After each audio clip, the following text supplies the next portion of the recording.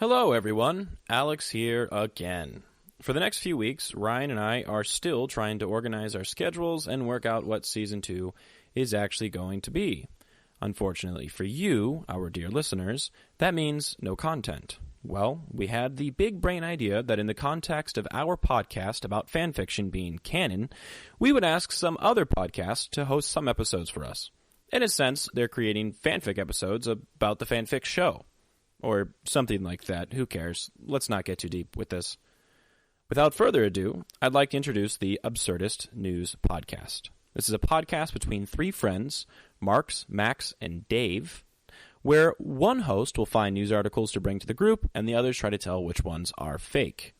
We had the pleasure of being on their show for the episode Max Statistics, Absurdist News Sharks. We got to read a news article for them to pick apart. It was a lot of fun. After you have made sure to listen to our entire catalog multiple times, or once, we really appreciate anything, honestly, please make sure you check them out. I hope you all enjoy and have a lovely day. Thanks.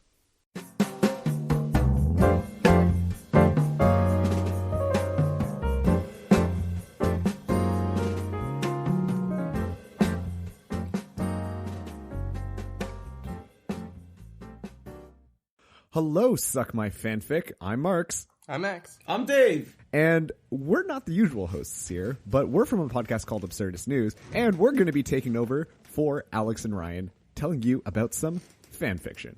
But boys, before we get started into this fanfiction, I wanted to ask you, how familiar are you with fanfiction? Dave, go. What do you think about fanfiction? Awkward sometimes. Very awkward. Go on. That's about it. It's just awkward. Okay, solid response. I mean, is there a better way to describe awkward than awkward? I mean, I feel like you could have elaborated on it more, but you know what? It's just weird. That's okay. I don't hear a lot of it. I'll say that much. But I know the few I heard, it's been very, very awkward and very dirty. Okay, fair enough. Max, what do you think about fanfiction? I appreciate it as an art form. As an art form. Okay, can you expand upon that, or is that just it? No, that's about it. That's the soundbite. Man, you guys are killing me today. No, it's like, I mean, I get why some people get upset about, like, George R. R. Martin. He doesn't like fan fiction. Why doesn't he like fan fiction? That's my intellectual property. Like, if you want to fucking write about something, go make your own enormous world and write about it. That's true. Yeah, but that's hard. And, like, I don't see why people just can't write stories about, like, the characters they like who already have, like, established personalities and an established world. But I get it, though. That's his property. Those are his babies. You know, he came up with those ideas. How dare someone... I understand why he's upset. But I also like fan fiction because it's kind of like being a writer without all the bullshit. It's like a fast pass to like writing and making stories. One thing I found interesting is apparently like a couple of people who have become writers, they actually started doing fan fiction because instead of having to create the world and the universe and the lore themselves, they can kind of pull some of these elements up and then you insert their own creative ideas. Wasn't that 50 Shades of Grey? Well, that was just a Twilight sex fanfic that kind of exploded all over the internet, literally. That's exactly your point. I mean, I guess so, but that wasn't... Hold on, time out. Okay, 50 Shades of Grey was a fanfic at first? Yeah. Did you not know this, Dave? No, I don't know anything about 50 Shades of Grey other than it's a sex book for middle-aged women. I'm 50 Shades of fucked up. Famous line from the movie.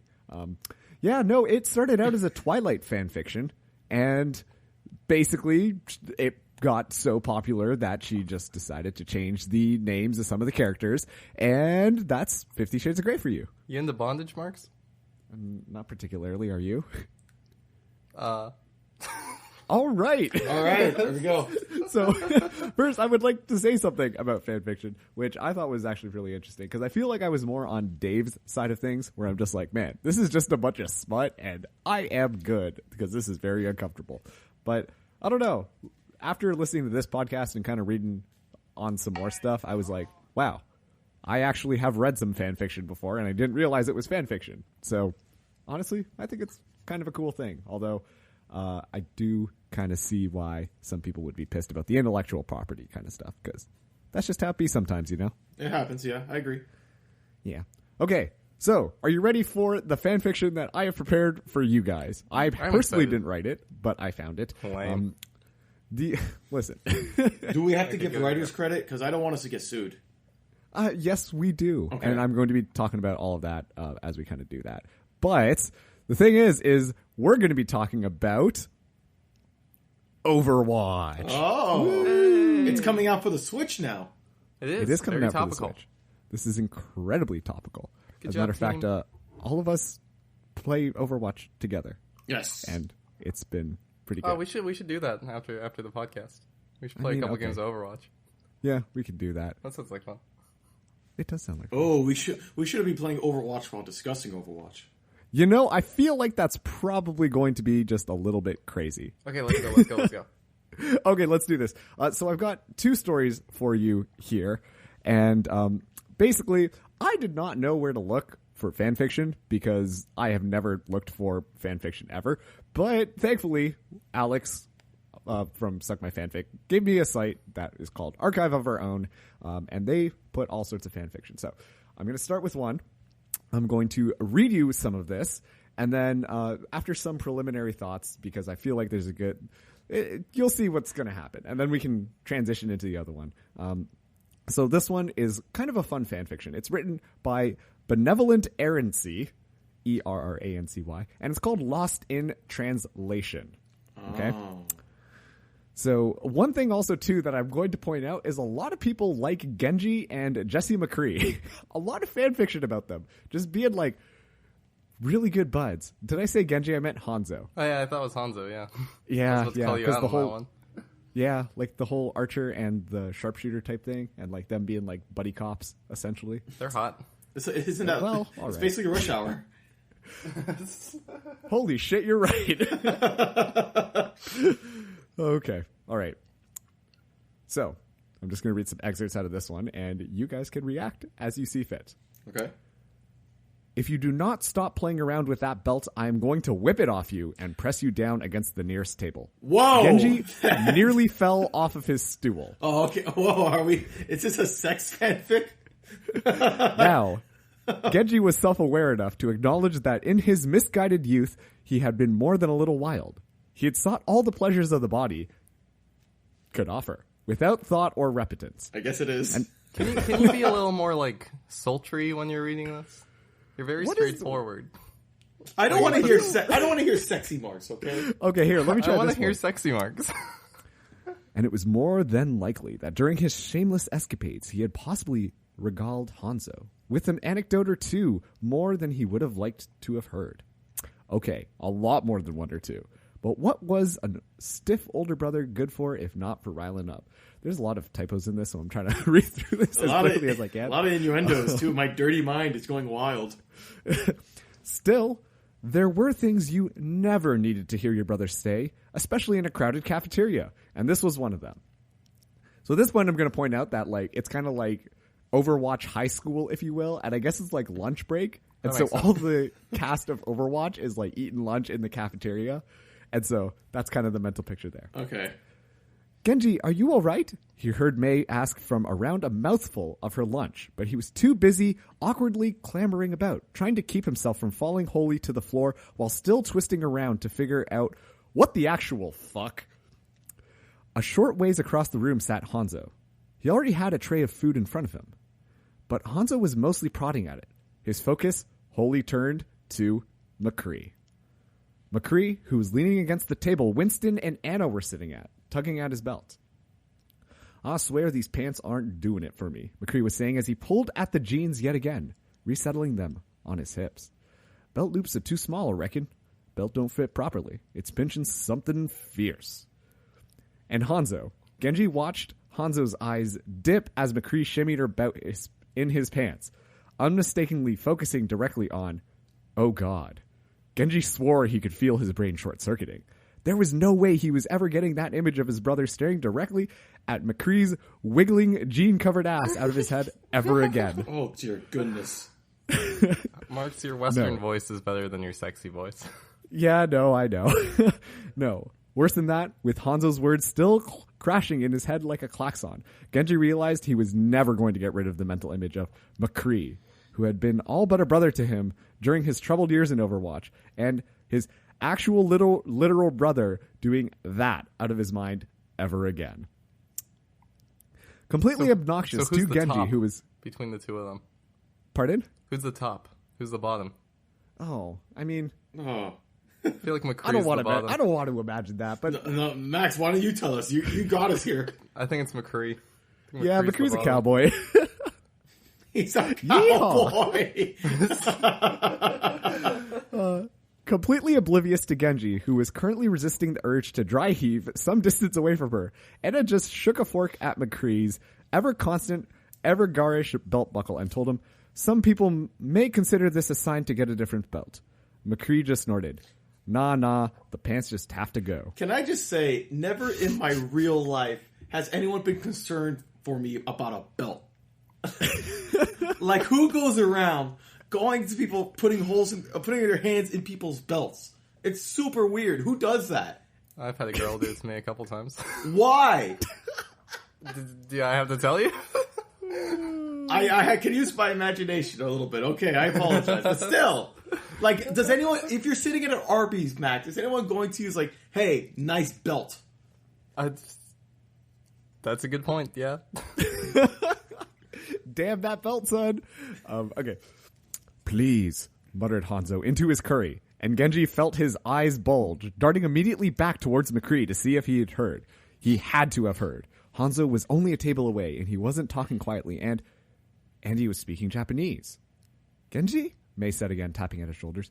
Ah, right. My apologies, Mei. My brother was just saying something funny, he said, turning back around. He neither felt like playing witness to whatever weird, repressed game his brother was currently engaged in, nor did he feel like being caught playing witness.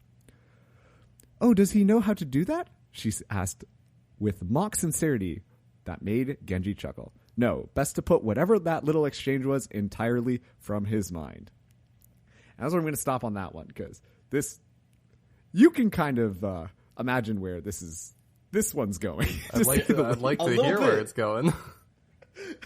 No, I'm invested. I'll send you the link afterwards. It's a whole thing, and this is only chapter 1. I'm not actually sure how many chapters. How many chapters? What? It's chapter 1. This is only chapter 1. No, how many chapters are? Let's skip ahead to like chapter 4. No. Let's see what's going on there. There's 10 chapters in this one. I just looked at The first 7 chapters are all about a belt. They're gonna go through the origin story of the belt. This one was made in the finest factory of Levi. McCree just goes pants shopping for about 6-7 chapters, yeah. That's what it is. He goes to every shop. He sees Reaper along with him. Oh, you should buy a cloak. That's all. That's all it is, man. It's just a belt for a stupid Also, belt. I'm just going to say, I scrolled down for the rest of this chapter, and it is definitely not about the belt anymore. It's not all right. The belt's off. Okay. The belt's off. Yeah. This is another one that I kind of found. And this one is a little bit more like an interesting thing. I really liked this one because this has a lot more like character interactions. And it's like, especially too as someone who plays Overwatch, you have all these characters, but it's kind of cool to see how people imagine these characters interacting with one another. And also, Winston's in this one. In this one, are they talking about a scarf? No, they're talking about socks. I will let your. Oh, you gotta be kidding me! What is with this? What is? Are we talking about socks now? Okay, I'm kidding. Okay, I'm kidding. Getting angry. Hate feet. So this one is called A Southwest Story, and this is written by Regularity. So they're on an airplane, Southwest Airlines. Southwest Airlines, you got it. Just to give a little bit background here, this is a sequel to another one that this same author had written, where basically it follows Mei going on missions in Overwatch, and this is her second mission out with Overwatch now, and so she's a little nervous because, you know, still kind of new to this, but here we are, and before what the fuck am I saying? You just had a stroke? Without further ado, I did just have a stroke. Without further ado, here is A Southwest Story. Before further ado. Fuck off. Go ahead, Marks. I mean, it is your words, so. Words hard. Okay. Entry 41. January 28th, 2076. Winston approved the new mission, and he is coming along for the ride. I had hoped he would take command, but he is refusing to let me back down when it is my mission. He is an aggravating leader. He also says we will be meeting an old contact, but wouldn't say who. I have suspicions, but I'm afraid for it to be true. Between Brigitte, Winston, and myself, we managed to scrape together enough salvage from Eagle Point and Atacama, wow, that was hard, to create a new mobile sensor station. Snowball's operating system controls it, and it will hopefully allow us to collect localized data in the region of Texas we are going to. It is winter in Texas, but the temperature map still shows it is above freezing. I'm worried about commanding Faria. Last mission, we were acquaintances, but now, what if I make a bad call because I'm afraid to put my friend in danger? What if I second-guess myself and put her in more danger, trying to prove I am not biased? I don't think leadership comes easy. Though perhaps it will be nice to have Reinhardt ignoring... Perhaps it will be nice not to have Reinhardt ignoring orders because he got too excited about fighting. Max, I think you can relate on that Hey, one. As now. a Reinhardt main right there. I'm the best Reinhardt in the world, thank you. I don't know about that, you know. Okay. The team descends the ramp on the outskirts of Wheeler, Texas. Long since abandoned, there isn't much to look at in this flyover region. Winston helps May unload the sensing equipment, which May thinks isn't exactly mobile so much as movable. Dr. Ziegler and Freya have yet to don their armor. The weather is nice, a dry, crisp 5 degrees Celsius with a good wind. I don't know how much 5 degrees Celsius is in Fahrenheit. Sorry, friends. I'm on it. I think Okay, it's like you got it. 40-something. Cool, 40-something. Okay. May pulls her blue Arctic parka's hood up, wondering if she should invest in some actual armor at some point. The mission should be less combat-oriented than the last, though. 41 degrees, by the way. 41 degrees, there you go. It is 40-something. The last should have been no combat-oriented, she reminds herself. It must be nice having all that fur, she says. Winston grunts, setting down the mobile sensor. It has benefits, but only in winter. I would not have liked being in Atacama, for instance. May's nose crinkles, thinking of the sweaty fur. And I bet choosing Vancouver as a new headquarters location had nothing to do with its cooler temperature year-round. Winston smiles. Taking out all of the political and tactical reasons why the West Coast in Canada is a good choice, yes. The weather is nice up there. Shout out Canada. I like Woo. your Winston. Thanks. I'm really trying hard right now just to really I appreciate immerse it. you. I feel appreciate like it too. I appreciate enjoy like, it. oh, this gorilla's talking to me. I like that, sir. That's good. That's good. That's good. Faria throws an arm around May's neck and whistles appreciatively. This is a very nice machine for a pile of exploded scrap. Also, Faria is Farah. Not sure if you made that connection. I had to Google this because I was very confused. So yeah, Farah is Faria. May extracts herself from Faria's friendly gesture and coughs politely. Brigitte did most of the touching up. She's very upset she could not come and see it in action. I painted the designs, Winston says. Faria runs a finger along the pictograms of rain and clouds and tornadoes. They are quite good for finger painting. I used a brush, thank you very much. Brigitte's voice comes over in the comms. Team Rocket Pop, come in. May grunts again, and Winston Team beams. Rocket. Team Rocket. Is this a That name. crossover? Jesse and James. Pokemon showing up? We're blasting off again. No, I wish. Meow. Dude, what if they capture? What if they throw a Pokeball at Winston? That's what. This is how they finally catch Pikachu. They had to call the Overwatch team. Holy shit. Just imagine that popping up in What if the cartoon, Pikachu's like, whoa. inside Winston's little electric gun? Oh, that's it. That makes all sense. He's in a generator spinning a hamster wheel, and as he's doing that, thunder shock is coming out of this little gun. It all brilliant. makes sense. It connects now. And then you know how like Winston has to reload his gun? That's actually Pikachu getting a Poke Snack, which rejuvenates his electricity. Oh no, no! This is a violent thing. There isn't a whip inside. Yeah, no, he just when he's reloading, he's just like smacking the gun against the ground. He's like, "Work harder." That's right. It's like a gorilla owning a cat, and then eventually gets bored with it, so he eats it. That's what he's doing with the rat. That's what he's doing with Pikachu. Jesus Christ. Look! Animals are vicious, okay? Oh, the gorillas don't eat. The gorillas don't what? Wait. Okay, all right, we're getting off topic here. Team Rocket Pop, come in. May grunts again, and Winston beams. That name. May reporting in, she says. Frostbite, Winston says. Code names over comms, remember? May glares. Frostbite reporting in. We touched down and are unloading the climate gear now. Wheels up intend to meet Win. She hesitates. Zinj's contact. Winston nods. She has no idea what Zinj refers to, but Faria laughed and clapped Winston on the back when he announced it. Maybe an old movie reference? Faria loves pre-millennial movies. May asks, HQ, any chatter or sign of trouble? Brigitte says, none so far. Hey, what are you... Team Rocket Pop, Reinhardt says with his usual loud bravado.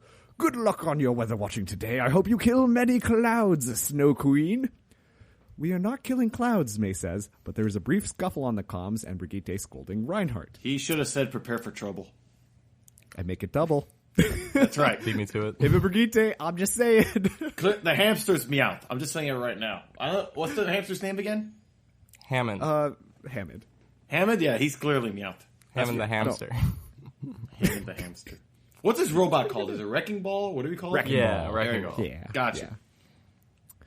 He is getting antsy, Brigitte says. If he just stopped treating me like I'll break, if he leaves me alone for 2 seconds, maybe he would be out with you instead. HQ, copy that, May says and sighs. Team Rocket Pop, over and out. While May and Winston finish attaching the mobile cart to the rover, Angela and Faria go off to get into their armor. Also, Angela, Mercy. Just so we know that as well. Oh, okay. Got it. Code names, man. I'm telling you, they're confusing. Winston, can I ask you a question? Of course, May. How am I supposed to deal with commanding friends in combat situations?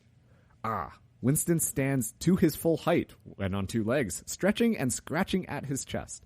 I'm pretty sure this is an emote in Overwatch, but that's okay. That is a difficult question, and the answer is probably not one you will like. May waits, configuring the mobile sensor. Snowball is in sleep mode right now, waiting for the machine to activate. It will use more power than normal, and they need Snowball for the entire duration to control the data collection. Faria is a soldier, first and foremost, Winston finally says. She will do as she is directed, and until it will endanger the lives more than herself. It is difficult to know the bounds between favoritism and fear of harm. It is a struggle to be in a combat situation with a friend, where you are equals in all of your aspects, your relationship normally, and suddenly to be in a position of authority. It strains some relationships, like Jack Morrison and Gabrielle Rees. That's a Soldier and Reaper. Gotcha. It strengthens others, like Brigitte and Reinhardt. At the end of the day, if you are going to be a leader, you will need to lead, even if she disagrees, and deal with any fallout after. I was afraid you were going to say that. She hadn't considered the strain from Faria's side. Well, what if I make a bad call and she get hurt? Or others get hurt because I was trying to protect her. Faria and Angela come out of the dropship wearing their respective armors. Faria's bronze armor blends in well with the surrounding beige and rust, while Angela's Valkyrie armor, white with glowing wings, stands out like a sore thumb. They appear to be 2 sides of the same coin. One harms, the other heals. As Angela is not much older than Faria, their recollections of the original Overwatch may overlap more than Faria and any other active member. I had to read that. That sentence structure doesn't make any sense. Classic fanfic, am I right? Yeah, classic. Got him. Winston says quietly, if you're thinking about it now, you'll know better how to handle it when the time comes. For now, it might be a good idea to set expectations with her. Be the leader she expects and needs you to be. May nods. Faria, a quick word? May asks as the pair approach the rover with the cart attached. Faria nods and spares a stoic smile for Angela and Winston, and May leads her off towards the dropship, which is closing up in preparation of them being gone. Are we having a serious conversation? Faria asks. Maybe. I just wanted to talk to you as the leader of this mission, and not as May as your friend. Oh, if you're worried it'll get between us, you telling me what to do now that I've seen you sing at karaoke? You don't have to worry about that. May's face reddens, and she says, I'm not. I just wanted to say that I want it to work. We can still be friends and still get along as commander and soldier. You're a commander now then, huh? Faria teases. You know what I mean. I do. You've seen me on missions, May. No nonsense. I saved that for the after party. Good, because I would hate to see our friendship suffer because one of us could not handle the mission dynamic. Man, these accents are blending together in my head. This is a time right Yeah, I don't know. Sometimes I don't know who you're talking as. Right now, I'm just trying to do with Farah the lower voice and May the higher voice, and something in between there. Cool. We've got this, May. Once I put on that helmet, you're just the boss and I'm just the eyes in the sky. If only it is that easy, May thinks. She's not used to her nickname yet, but she feels warmth blossom in her chest whenever Faria says it. We got this, Riha, she says. Faria puts on her helmet, lowers the visor, and salutes. Ready to fly, Frostbites. Make a quick circuit to be safe, Farah. Faria nods and rockets up into the clear blue sky. May grabs her sunglasses, the ones designed for Arctic snow blindness. She wears sunglasses? She does wear sunglasses. But Did you know? Fun fact, you can get sunburned in the winter when there's a lot of snow and ice. Yeah, I think I know that. I mean, the ice is not meant for the skin. I mean, it's like it's dry the ice. No, because it's, what do you call it? The UV actually reflects off of snow and ice, and so you can, like, it's even easier to get sunburned if you aren't, like, if you're just exposed out in the sun while it's snowy and icy out there. Yeah, I can believe it. I can believe that. I mean, Max, were you going to weigh in with something? No, I think that's true. Yeah. Science. This is the science portion of the podcast. oh, I didn't know we were doing science too. Listen. Science all the time. We're always doing science. That's we not always true do at all. science. We're not always doing science. Okay. Make good decisions, Mei Ling Zhao. Keep everyone alive. Angela waves Mei over to the rover and says, Winston tells me his contact is meeting us at the cafe just down the street. Mei nods. The mission is really starting now. Call signs only over comms and in the presence of non-Overwatch, she says. Roger that, Frostbite. I will stay behind and watch it over the rover. May glances at Winston for confirmation, and Winston just stone faces her. All right, then. Farah can maintain the perimeter from above. I'd rather not split us up more than necessary until we know the layout of this mission. Angela nods. Let us go meet this contact, then. Winston leads the way over to the cafe, his plates of armor shifting as he walks. There is no one around, no cars on the dusty street, no people under shaded porches, nothing but a place that people used to be. Except for the lone hoverbike in front of the cafe. Everything has an air of dusty disuse. May sneezes when some dirt whips up from the wind. The breeze creates a slight whistling, and this reminds May of the howling blizzards in Antarctica.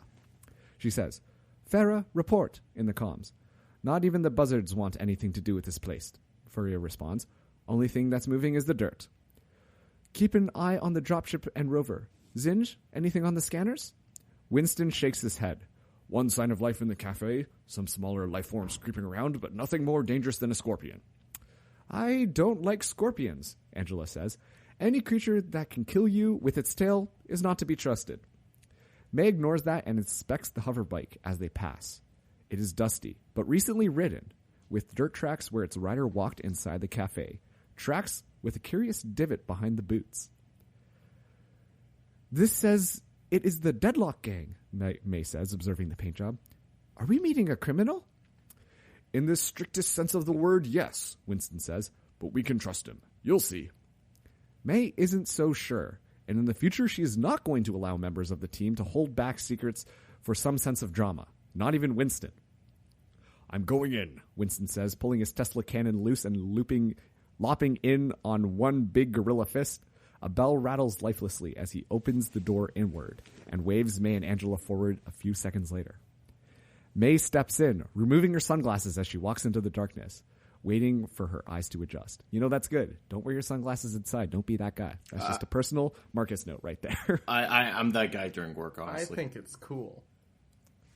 I leave my other glasses inside my car, and then I have my sunglasses when I'm working. So I'm going to be outside the majority of the time, so I'm going to wear it inside. You know, we were just talking about Pokemon, and as both of you said that, I had the surprised Pikachu look on my face. Really? I'm just telling Oh, look, boy. like I keep Why are my friends like with I'm people? outside like I'm sorry, you're 90% lame. of the time of my job, so I'm not going not to take lame, them off. I'm I'm just just going to leave them on, and they're logical. also prescription based. Sensical. I don't know. There's another word there. Whatever. Less In the than dim radical. cafe. What? What? Okay.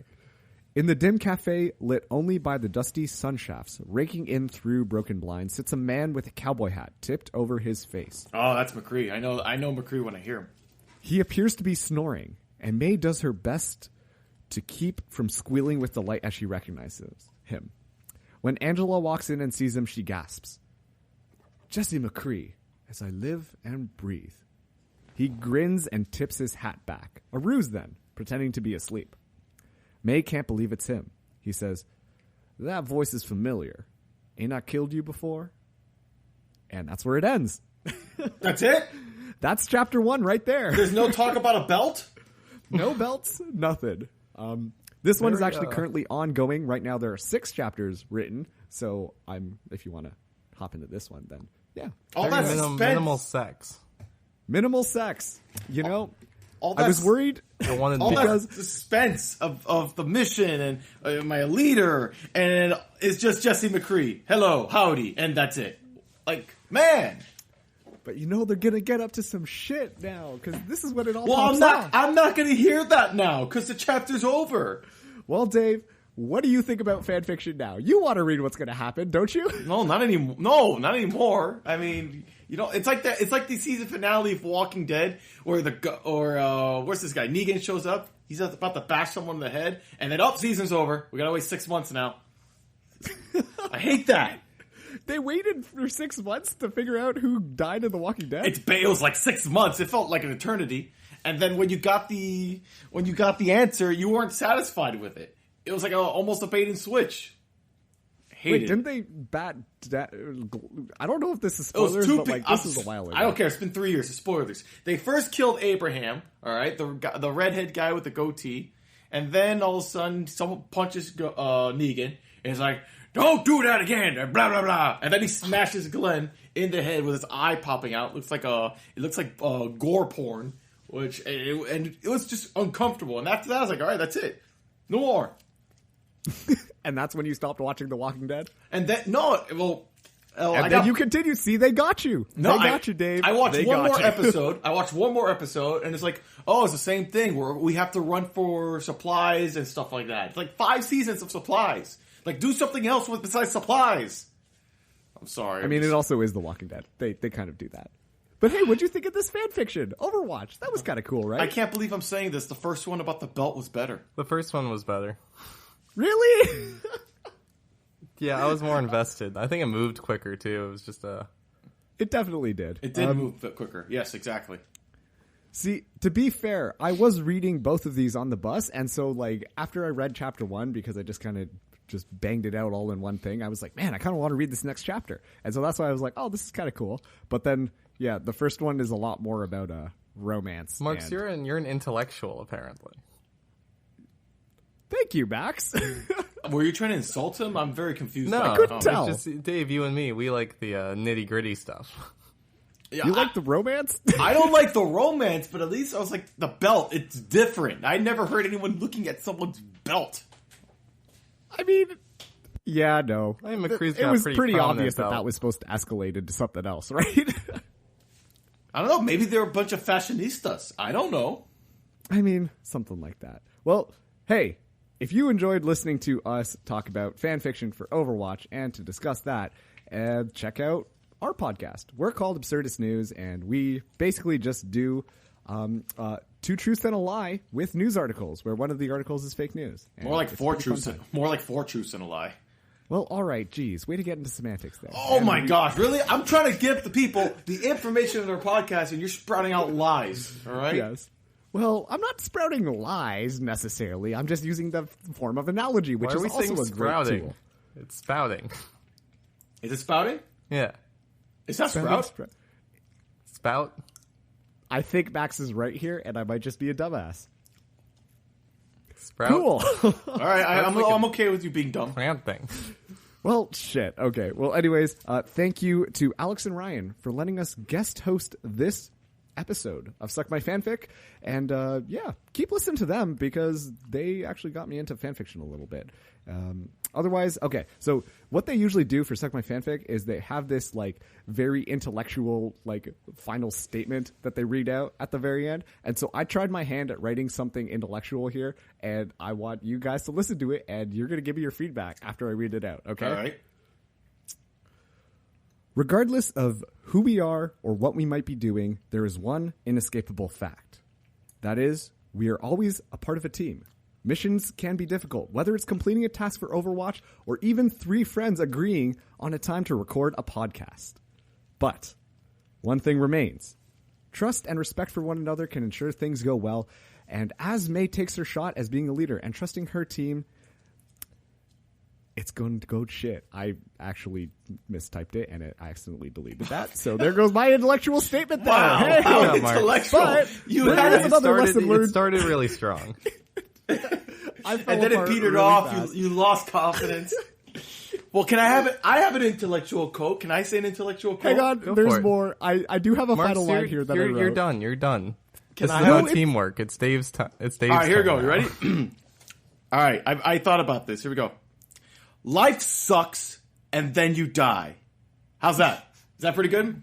I think it's pretty I good. mean, that's pretty good. It's pretty good. Intellectual right there. You come up with that yourself? I came out all by myself. Well, that's pretty clever. And you know what? No misspellings, no mispronunciations. No, you That's just better than a 99% of the fan fiction I read about Overwatch. So yeah, you're right. very clean, well enunciated. Yep, short and to the point. But there is one more lesson that is to be learned from fan fiction, and that is McCree's pants and belt hides something fierce. Dude, McCree's got an ass, bro. He does. He has a badunkadunk. It's He got all some up dunk in in there. that trunk. His revolver shoots something, if you know what I mean. Are Jesus. you happy to see me, or is that just your revolver? It's quite the 6-shooter. Did I go too far there? No. No? All right. It's not firing blanks, if you know what I mean. He's a dead eye in the sheets. Oh! It is locked and loaded.